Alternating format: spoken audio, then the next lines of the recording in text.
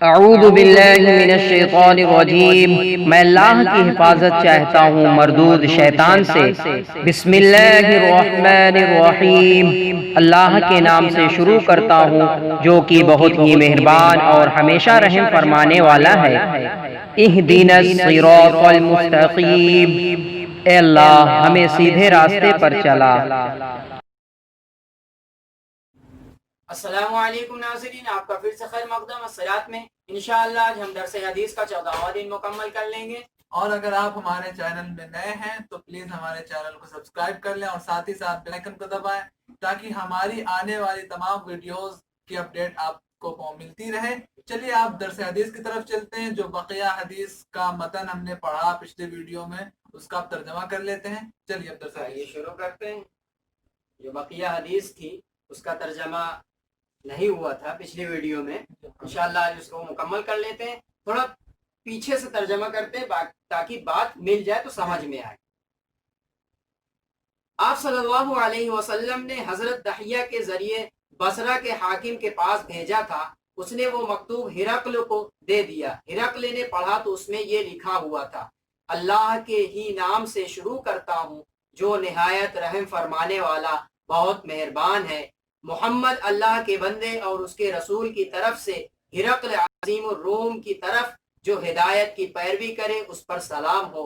بہرحال بسم اللہ کے بعد پس بے شک میں تم کو اسلام کی دعوت دیتا ہوں، اسلام قبول کر لو، تم سلامت رہو گے۔ اللہ تبارک و تعالی تم کو دوگنا اجر عطا فرمائے گا، اور اگر تم نے اعراض کیا تو تمہارے متبعین کا گناہ بھی تم پر ہوگا۔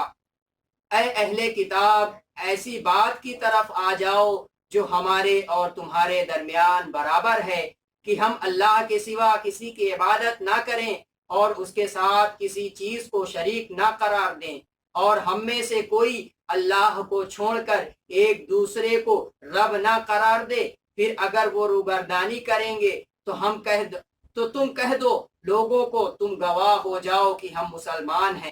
آل عمران۔ ابو سفیان نے کہا، جب ہرقل نے جو کہا وہ کہا اور وہ اس مکتوب کو پڑھنے سے فارغ ہو گیا تو اس کے پاس بہت شور ہو گیا اور آوازیں بلند ہو گئیں اور ہم کو نکال دیا گیا۔ جب ہم کو نکال دیا گیا تو میں نے اپنے اصحاب سے کہا، ابو کبشہ کے بیٹے کا یعنی نبی کریم صلی اللہ علیہ وسلم کا معاملہ بہت عظیم ہو گیا، اس سے سفید فام قوم کا بادشاہ بھی ڈرتا ہے۔ پھر مجھے ہمیشہ یہ یقین رہا کہ وہ عنقریب غالب ہو جائیں گے، حتیٰ کہ اللہ نے میرے دل میں اسلام داخل کر دیا، اور ابن ناطور جو بیت المقدس کا امیر گورنر تھا، ہرقل کا مصاحب اور شام کے عیسائیوں کا سردار بڑا پادری تھا، وہ بیان کرتا ہے کہ ایک دن صبح کو ہرقل بیت المقدس میں بہت پریشان حال اٹھا۔ اس کے درباریوں نے کہا، آج آپ کی حالت بہت بدلی ہوئی ہے۔ ابن الناطور نے کہا، ہرقل نجومی تھا اور ستاروں میں غور و فکر کرتا تھا۔ اس نے ان لوگوں کے سوال کے جواب میں کہا، آج رات جب میں نے ستاروں میں غور کیا تو میں نے دیکھا کہ ختنہ کرنے والی قوم کا بادشاہ غالب آ چکا ہے۔ بس اس زمانے کے لوگوں میں سے کون ختنہ کرتا ہے؟ انہوں نے کہا، صرف یہود ختنہ کرتے ہیں۔ سو آپ ان کی وجہ سے پریشان نہ ہوں، اور آپ اپنے ملک کے تمام شہروں کو یہ حکم لکھ کر بھیج دیں کہ وہاں جو بھی یہود ہیں ان کو قتل کر دیا جائے۔ پس وہ لوگ انہی معاملات میں مشغول تھے کہ ہرقل کے پاس ایک شخص کو لایا گیا جس کو غسان کے بادشاہ نے بھیجا تھا۔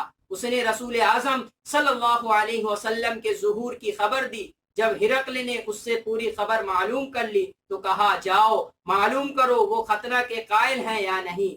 اس نے آپ کے حالات معلوم کیے تو لوگوں نے بتایا کہ وہ ختنہ کے قائل ہیں، اور ہرقل نے اس شخص سے عربوں کے متعلق سوال کیا تو اس نے کہا، عرب ختنہ کرتے ہیں۔ پھر ہرقل نے کہا، یہی اس امت کے بادشاہ ہیں جو ظاہر ہو چکے ہیں۔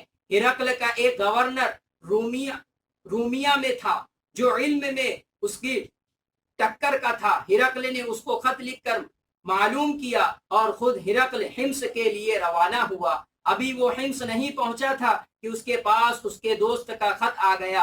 اس کی رائے بھی ہرقل کے موافق تھی کہ نبی کریم صلی اللہ علیہ وآلہ وسلم کا ظہور ہو چکا ہے اور آپ برحق نبی ہیں، تب ہرقل نے روم کے سرداروں کو اپنے حمص کے محل میں بلایا اور دروازوں کو بند کرنے کا حکم دیا، سو دروازے بند کر دیے گئے۔ پھر وہ ان کے سامنے آیا، پھر کہا اے روم کی جماعت، دائمی کامیابی اور ہدایت کے حصول کے متعلق اور اپنے ملک کی بقا کے متعلق تمہاری کیا رائے ہے؟ سو تم اس نبی کی بیعت کر لو۔ یہ سنتے ہی وہ وحشی گدھوں کی طرح دروازوں کی طرف دوڑے، لیکن دروازے تو بند کیے جا چکے تھے۔ بالآخر جب ہرقل نے ان کی اس وحشت کو دیکھا اور ان کے ایمان سے مایوس ہو گیا تو کہا ان کو میرے پاس لاؤ، واپس لاؤ، اور کہا میں نے جو ابھی تجویز پیش کی تھی تو اس سے میں تمہاری دین میں شدت کو آزما رہا تھا، سو مجھے معلوم ہو گیا۔ پھر ان سب سرداروں نے ہرقل کو سجدہ کیا اور اس سے راضی ہو گئے، اور یہی ہرقل کا آخری امر تھا۔ امام بخاری کہتے ہیں اس حدیث کو سہل بن کیسان اور یونس اور معمر نے زہری سے روایت کیا ہے۔ آئیے عارف بھائی اب ناظرین سے ملتے ہیں۔ انشاءاللہ یہ جو ترجمہ باقی رہ گیا تھا جو ہم نے آپ کے سامنے پیش کیا، کچھ باتیں تو ضرور سمجھ میں آئی ہوں گی۔ انشاءاللہ اگلی ویڈیو سے اس کی ہم تشریح بیان کریں گے۔ اگلی ویڈیو ملتے ہیں۔ السلام علیکم ورحمۃ اللہ وبرکاتہ۔